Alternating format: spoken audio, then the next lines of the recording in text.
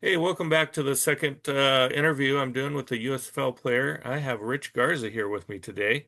Thank you so much for Mayor, joining me, Rich. good to be here. Yeah, so Rich Thanks played for having for me. the Baltimore or the Philadelphia Stars, and then he went on to play with the San Antonio Gunslingers. I do have your original card, Rich, uh, Okay. from the Tops Gunslingers.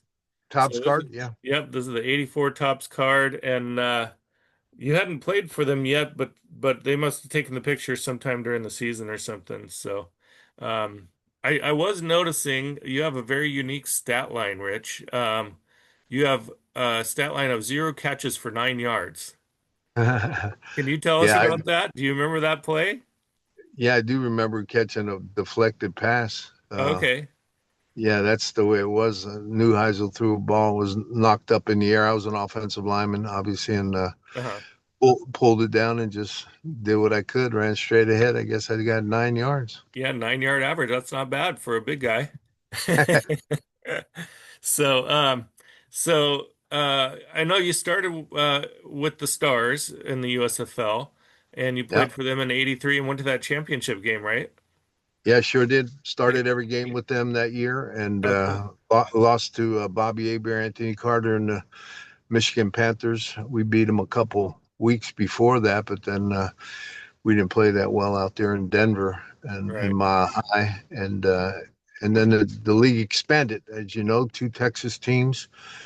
And the way they did it was they put guys on the expansion list, and then once you took one of their players, they were able to pull one of those guys off the list. Well, there's some folks in San Antonio that knew me quite well and made me their number one pick in the expansion draft. So off I Okay. was to San Antonio. Yeah. Yeah, that must have been a little shock because you went to college in Philadelphia, right? Yeah, I went to Temple University in Philly and then started out with the Eagles in 1981. Got released by them, went to Denver, and then came back to the USFL the first year in the USFL back to Philadelphia. And Okay. my hometown's about an hour from Philly, Bethlehem, Pennsylvania. Used to be an old steel mill town. That's where I grew up. Okay. So was it kind of a shock going from Philly most of your life to down in Texas? Yeah, no doubt about it. Yeah. A lot slower down there. And Yeah. yeah, that was the thing that really adjusted that I had to adjust to. Yeah, Right. The East Coast vibe is very much go, go, go, right? yeah, man, you're not Yeah. kidding. Yeah, the drive-throughs were used to get under my skin a little bit, but I've overcome that now. Yeah. So it mellowed you out a little bit, maybe, huh? Yeah, yeah, I like the South. I do like the South. Yeah. Cool. Got to adjust it. Yeah, So going back to the Stars a little bit, that first year there, um, you had Jim Mora as your coach, right? yeah. Jim Moore was our coach, and And Jim he's Erkenbeck was my coach on the line. okay. California guy. Cool. And Jim Mora is kind of a legend for his playoffs, statement. Yeah, But yeah. was he a great coach? Tell me about like how he was to play for. Yeah, one of the things that people ask me about coaching, and coaches. One of the things that I always liked personally about coaches were guys that were consistent. Mhm. If you lost by 100 or you won by 100, you're going to do the same thing Monday through Saturday of the next week. Okay. Some coaches you deal with, they're hot and cold. You win, they take it easy on you, and if you lose, it's a pretty bad week. Mm. But guys I played for, Dick Vermeil, Mora comes under Dick Vermeil, and they were the same. They were all the same way. They just killed you all week long, but they were consistent. But they were consistent about it, and that's what you Right. knew to expect. Yeah. But Jim Moore did one thing I never saw a coach did in any level. Start playing in sixth grade was he started a practice over one time. He gave us a warning. He said, "Come on, man, you guys aren't getting after it like you should be. You're not practicing like you should be." Uh-huh. We're going to start this thing over. We've heard that before. And sure enough, he blew the whistle and said, line up for stretching, man. And we started the whole practice over again. Oh But wow.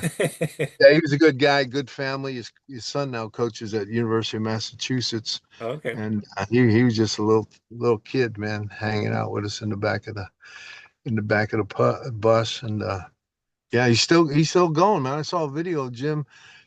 doing leg presses at 90 years old. He just Oh turned wow. 90 years old. Yeah, he's in great shape.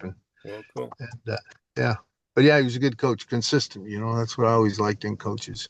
Yeah, nice, nice. And then you had some pretty great players on that Stars team, like Kelvin Bryant, Sam Mills, William No doubt Fuller. about it. Um, do you have Yeah, any good Fuller was stories? Fuller wasn't there when I was Oh, he there. He wasn't. came drafted. No, Oh, but okay. we had great players. Chuck Facina was our quarterback. We had a lot Oh, of right. Penn State guys because the first year of the USFL was all territorial rights, so that's why I had to come back to. Red Miller wanted me to play in Denver, but you had to go back the first year and play where you played near where you played college. Oh, okay. So we had Chuck Fucina, Scott Fitzke, and then of course Kelvin Bryant, who I thought was the best player in the USFL for all 3 years.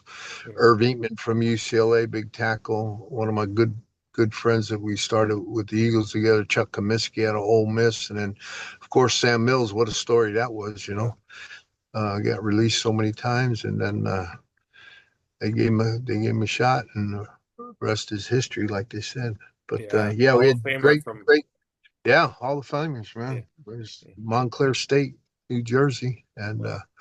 what a story. Uh, I got a story with Kelvin Bryan. Okay. He was one of the toughest. He's a running back, and not that running backs aren't tough. Wilbur Montgomery, who I played with the Eagles, is one of my favorite teammates. But Kelvin Bryan was just tough guy. And I remember we were out in Oakland playing it out there against the Invaders, and he we had a screen set up for him, and he dropped the ball, and he was just so mad at himself. He came back in the huddle. He said, "Chuck, to Ficina, give me that ball," and he gave him a pitch or around the end, and man, that dude took it to the house. Yeah. I would just remember I used to call him 44 Magnum, man. He was a tough guy, man. Cool. Real tough guy. Nice. KB. Yep. Yeah, he was kind of your engine there that ran the whole team. Kind of, your offense went through him. So, Yeah. Yeah. yeah, And great hands, catch the ball well and run, and just tenacious, just a tenacious guy. yeah. Loved Now, loved wasn't to play that with him. first year you guys played against the Chicago Blitz right before the championship game? And it Yeah, was we had a kind of big a, comeback. Yeah. yeah, kind of a classic comeback. Do you remember Yeah. anything from that game? Just so we just kept plugging away, Yeah. they had a great team, a lot of veterans. George Allen had a lot of veterans, and a guy played up nose to nose against spells a guy named Kit Lathrop. He was a Okay. tremendous player. And then of course you had Joe Ehrman uh, from the Colts and some of those guys. And no, not nothing really other than we just kept plugging away. It just kept going our way there, and ended up winning and getting to go to the first championship game. Cool. No, that's awesome. That's what I kind of hear about comebacks. I'm a Bills fan, as you might be able to see from all my stuff in the back. And we Okay. just had our big comeback last Sunday, and then we had that Yeah. biggest comeback in 1993. But that's what all the interviews are saying is just like, hey, we just kept taking it one play at a time. We just didn't give up. We just kept Yeah. playing, and then Yeah. it happened. So that's Yeah. cool. Let things open up, things happen, like you said, and it just builds your momentum. And are you from Buffalo originally? No, I just grew up as a kid. We didn't have a team, so Okay. I just liked them, and since Yeah. 1980, I've been a Bills fan through all the ups and downs. So I'm Yeah. hoping They're this is everywhere. our year, but I say that every year. So And Marv Levy just turned 100. I told you yeah, about more turning 90. He turned 100. Yeah. yeah, and he was the Blitz coach, right? That first year, wasn't he?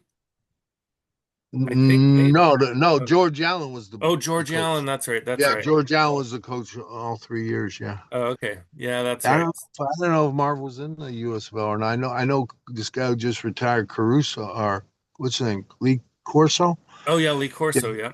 yeah. He coached the Oakland Invaders in the USFL. Okay, cool, cool.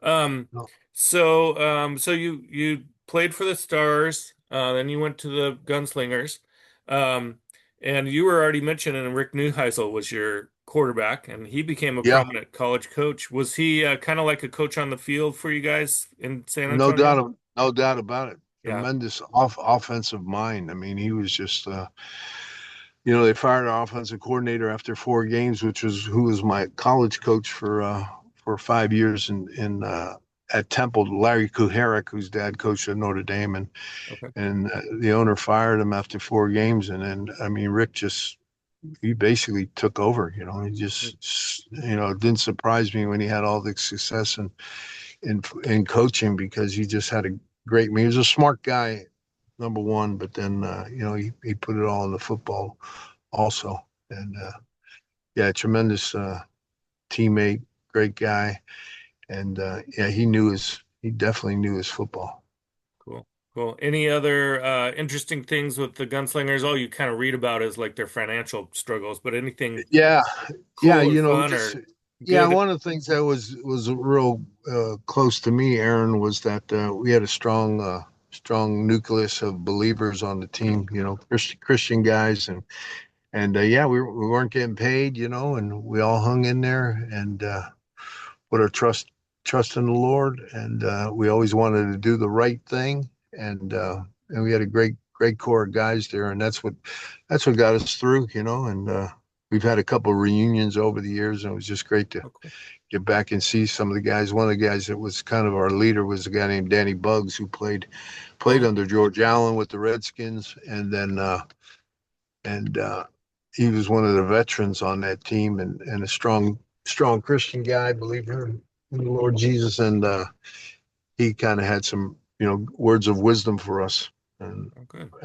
for us younger guys, and so yeah, we hung together, and then the rest of the team were just super guys, a lot of Texan guys, obviously. Our coach was Gil Stanky, who was a legend down there.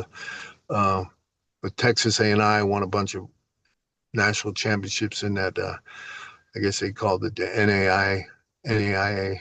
But yeah, and then the second year, Jim Bates took over as the head coach. He was our D coordinator, and he was a great coach. Also finished up with the Dallas Cowboys, and got to see him a couple of times when I took my wife over for the Cowboy practices and games. And Okay. Awesome. I married the biggest Cowboy fan in the state of Texas. And were you a Philly fan growing up? Oh yeah, Yeah. yeah. Chuck Bernard, the guy, Hall of Famer. We went to the same high school. He's from Bethlehem, and Oh, wow. yeah, I loved the Eagles growing up. So how was that? An Eagles fan and a Cowboys fan in the same household? Oh man, it was something else, man. She had all four of our children brainwashed, except Oh for no. my oldest son, likes the birds. He's been Okay, good. She got enjoying the one. last few years. Yeah, Yeah. yeah. Yeah. He's coming over for the game on Sunday. As a matter of fact, he and Oh, his wife. cool. Yeah, they moved over here to Murfreesboro, which is close to where we're at. Oh, great. So you're a Eagles fan now, and they just won the Super Bowl, and Yeah, that must have been a lot of fun to be a part of. yeah, it was. It was. It was good, and I'm happy for the people. As you know, they're great. Just like Buffalo, the fans are amazing, Yeah. amazing folks. They take it serious. They take it Yeah. personal. Yeah. And I remember those days growing up. I'm not that uh, quote unquote extreme. I never was, and Right. I'm not today. It just, but yeah, I like to see Philly do well and everything. Cool. So you were mentioning you were in the Eagles training camp when you came out of Yeah, school, is that right? yeah, Okay. yeah. I play. We didn't have any back then. We were always going head to head with the owners, and it was only a 43-man roster, no Right. practice squad, nothing like that. In my rookie year in '81, and I started one preseason game against Manning, Archie Manning, and the Saints, and graded out really well, and went all the way down to the last cut was 5 guys, Hmm. and I was released both times with the Eagles and the Broncos, the last cut. Oh, wow. Uh, so it was, but then God made it up. When I came back to Philly, Carl Peterson, who signed me to the contract with the Eagles, he gave me a guaranteed contract with the Stars. So Oh, great. that was really nice of him. So So you had yeah, that contact from your Eagles days, huh? Yeah, he was the president of the Stars, and again, he signed me. You know, he was the guy who came with Vermeil from UCLA to the Eagles back in the '70s, and good guy. And then he finished up with the Chiefs. You know, president of the Yeah, Chiefs. yeah, he did some great things. Yeah, Carl Pearson, great football guy. So in those camps, did you have any like interesting run-ins with some like you were mentioning Wilbert Montgomery, did you Yeah. meet any Well, other after the game that I started against Archie Manning, Wilbur came up to me in the locker room and said, "I voted for you for game ball, but you're not going to get it. I'm going to get it." And that was a great compliment. And then Yeah. just Ramil had a great staff, Swamp Fox, D coordinator, Marion Campbell, and my coach was a guy, offensive line coach was a guy named Jerry. Wampler. He and Oh, McNally from Cincinnati Bengals were always like the gurus of the offensive line. They had it down the angles and stuff like that. And then, we were a Super Bowl team. Just got beat by Jim Plunkett in the Super Bowl in '81, my rookie year, and Vermeil kept us in double sessions for 6 weeks oh wow. in a row. And I didn't miss one. I didn't miss one practice. I didn't miss one practice, and again started one preseason game, Yeah. and I thought I was going to be playing for my hometown team, but it didn't work out. But and I look back on it now, God definitely had His hand in all that for Cool. me. And Yeah. He's Because eventually been, it led been you to awesome. San Antonio and your wife, right? Yeah, So yeah. There you go. My wife yeah. was waiting for me down there, and really started uh, walking consistency with the Lord in my walk, and yeah, and had some great guys down there encourage us, and yeah, it turned out great. And uh, I'm in full time ministry now for since I started speaking in my third year of pro football, Uh-huh. and I started going out in schools. I've been in 4,000 schools. I trademarked the saying, "You're not born a winner or a loser. You're born a chooser." And I go in schools and encourage kids to make good choices. And Oh, cool. friends of mine asked me to be the chaplain of the Spurs, so I did that for 28 seasons. I was a co-chaplain of the five-time world champion Spurs, and that's what I Oh, was telling nice. you about knowing the Portland guys and all that. So then my off seasons, I did that for 3 off seasons. Then when the league folded, I had an opportunity to go full time. I had just gotten married, and the upper echelon guys, I always say, got signed immediately. Reggie White's and those guys, and uh, the Oilers brought me in, and the Bears brought me in, and they're saying, well, if someone gets hurt, we'll bring in, because if you remember, the league folded almost like right before the NFL guys were going to training camp. Right. So us guys, guys like me, my career, they were saying, well, we'll bring in if someone gets hurt, or maybe next year, and I was doing this, speaking, and had an opportunity to go full time. So that's what I ended up doing. Then I Yeah. had a chance to go back with the Scabs. You remember the Scabs? Yeah. And yeah, I decided not to. As a matter of fact, Yeah. yeah, a handful of teams wanted me to come back, and I didn't have anything like a good friend of mine. He by going back with the Scabs, he ended up getting his NFL retirement because it counted Uh-huh. to his retirement. So it worked out great for him, but it wasn't going to do anything like that for me. So I just stayed doing what I was doing. Okay. Speaking of kids, I've been in 500 penitentiaries, been on death row 5 times, and that's what I've done. COVID kind of shut a lot of that down, and now I do other areas of ministry with corporations and things Oh, like that. awesome. Cool. Yeah. No, that sounds like you've done a lot of good and maybe it was God's plan too to get you out of football so you could reach more people, Yeah. So Yeah. um Yeah. You look back on, you could see that definitely. cool. Kind of use it as a platform to get you the gig and then use you for a long There you time. go. That's There you cool. go. Yeah. It opened Um up a lot of doors for me, man. Nice. So I did want to check in, back because a lot of the folks looking at this video are going to be USFL guys because that's where I kind of advertise it or whatever. So Sure. did you have some people you blocked that were kind of like, hey, this guy was a tough guy to block, or this guy was an amazing guy that I went up against? Well, I mentioned Kit Lathrop with the Chicago Blitz. He was a great player. Then there was another guy. Didn't have a big name, but I was short. I was a short 6'1". I played about 270. I Uh-huh. could bench press 500 pounds back then, and so I used quickness and strength. And a lot of taller guys thought, that they could what they call swim over the top of me, like on a pass rush and things like that. But really, the guys I had the most tough time with were guys that were short bowling ball guys like me. And there was a guy Ken Times that played with the Bandits in Tampa, and he was a great player. And then I tell people all the time I played against five Hall of Famers, and I played nose to nose against Reggie White twice. Oh He yeah. was with the Showboats.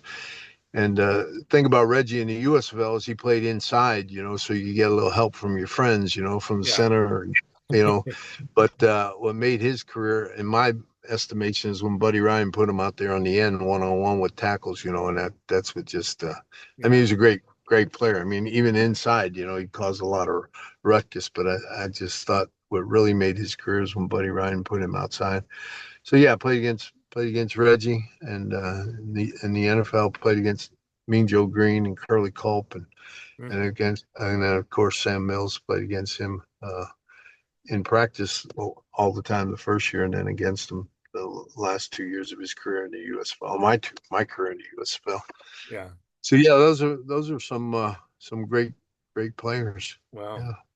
So it sounds like maybe in the preseason they played more of the stars than they do nowadays. Nowadays they just sit the stars during Oh the yeah, preseason. yeah. It's crazy. Hurts. I don't think played one down in preseason, Yeah. and you know they just couldn't keep him corralled. The Cowboys, man. He's deceivingly fast.